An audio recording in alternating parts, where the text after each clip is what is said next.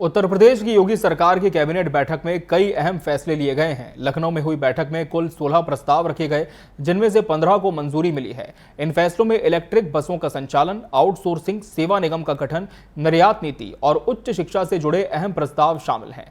ये फैसले प्रदेशवासियों के जीवन से सीधे जुड़े हुए हैं और विकास की दिशा में बड़े कदम माने जा रहे हैं। आइए देखते हैं ये पूरी रिपोर्ट।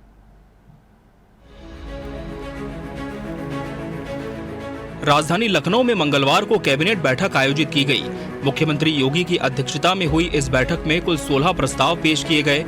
इनमें से 15 प्रस्ताव पास हो गए हैं, जबकि कृषि से संबंधित एक प्रस्ताव स्थगित कर दिया गया है। प्रदेश सरकार के मंत्री अरविंद शर्मा ने बताया कि कुल 16 प्रस्ताव थे, जिनमें से 15 प्रस्ताव को कैबिनेट ने मंजूरी दी है। कानपुर और लखनऊ में 20 रूटों पर प्राइवेट बसों के संचालन को भी मंजूरी दी गई है। इन सभी रूटों पर इलेक्ट्रिक बसें चलेंगी।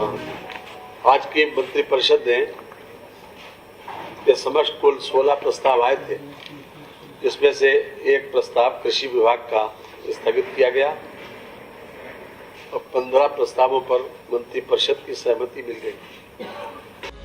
कैबिनेट बैठक से उत्तर प्रदेश के लाखों आउटसोर्स कर्मचारियों के लिए गुड न्यूज निकल कर आई है। बैठक में यूपी आउटसोर्सिंग सेवा निगम के गठन के प्रस्ताव को मंजूरी मिल गई है। प्रस्ताव के अनुसार जैम पोर्टल के जरिए सर्विस प्रोवाइडर रखे जाएंगे। न्यूनतम वेतनमान 16,000 रुपए से लेकर 20,000 रुपए तक होगा। एजेंसी की नियुक्ति 3 वर्ष की अवधि के लिए की जाएगी। निगम के गठन के बाद आउटसोर्स कर्मचारी की सैलरी सीधे कर्मचारियों के खाते में जाएगी। यूपी आउटसोर्सिंग सेवा निगम के गठन के बाद आउटसोर्स कर्मचारियों को महीने में 1 तारीख से लेकर 5 तारीख के बीच में सैलरी दी जाएगी।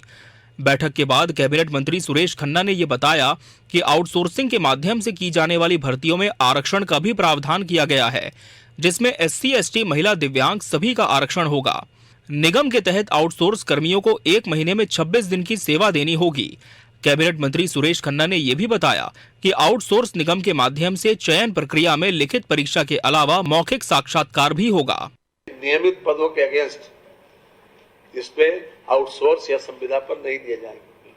साथ ही साथ जो निगम है वो जेम पोर्टल के माध्यम से सर्विस प्रोवाइडर तय करेंगे, एजेंसी तय करेंगे और इन लोगों का जो मानदेय है वो 16,000 से 20,000 रुपए तक होगा।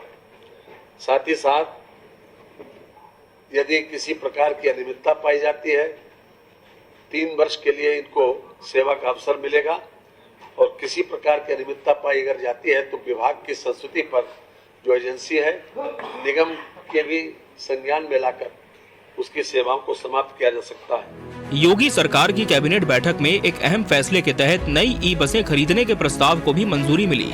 नए प्रस्ताव के तहत लखनऊ और कानपुर के लिए 100 नई ई-बसें खरीदी जाएंगी, ताकि दोनों बड़े शहरों में परिवहन सुविधा बेहतर हो सके। इसके अलावा यूपी की नई निर्यात नीति को भी कैबिनेट की बैठक में मंजूरी मिली।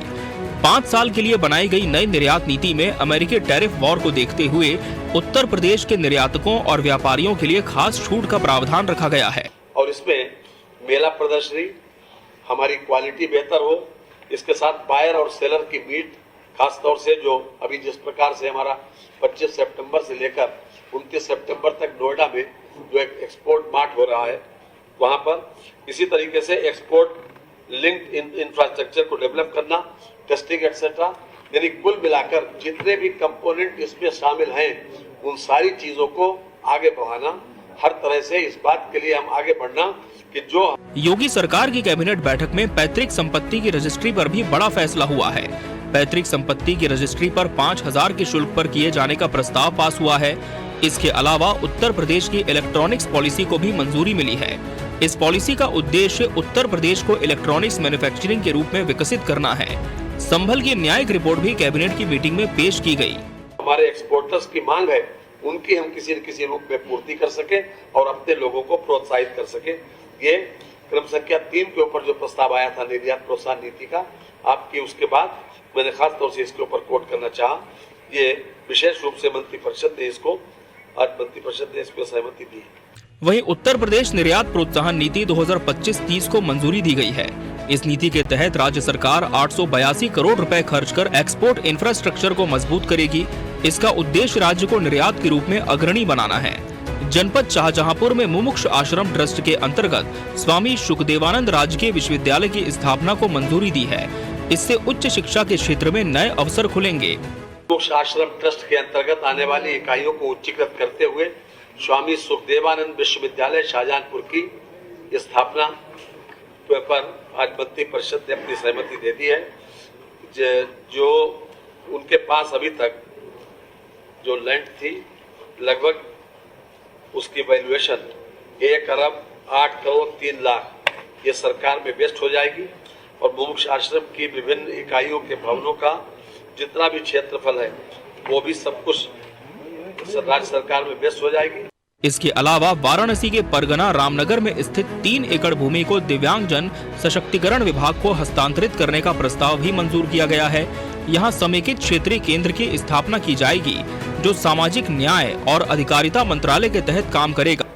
परगना रामनगर में स्थित अराजी 507-508 की 3 एकड़ भूमि पर समेकित क्षेत्रीय केंद्र की स्थापना हेतु निःशुल्क भूमि का हस्तांतरण दिव्यांगजन सशक्तिकरण विभाग सामाजिक न्याय और अधिकारिता मंत्रालय भारत सरकार को किए जाने के संबंध में मंत्री परिषद ने अनुमोदन दिया है।